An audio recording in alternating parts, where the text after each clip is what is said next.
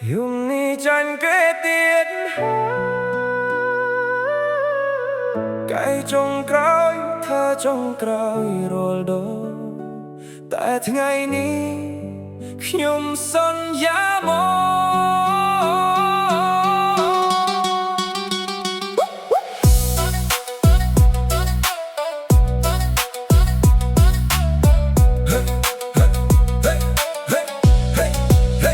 មួយកែវខ្លាចជាបីមិត្តស្រែកថាបនសិនចុងក្រោយដើរមិនត្រង់ភ្លឺភ្ញាក់ឡើងឈឺក្បាលពេញថ្ងៃលុយក៏អស់កម្លាំងក៏អស់សុខភាពកាន់តែធ្លាក់ចុះមើលខ្លួនឯងក្នុងកញ្ចក់គិតថាគួរឈប់ហើយមិនចង់ឲ្យម៉ែបារម្ភមិនចង់ឲ្យអ្នកណាខកចិត្តថ្ងៃនេះខ្ញុំសម្រេចចិត្តបិទដប់បើកជីវិតថ្មីខ្ញុំផឹកចាញ់គេ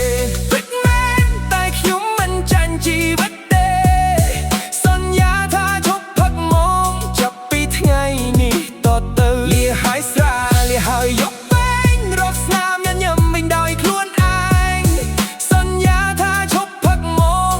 ជីវិតល្អ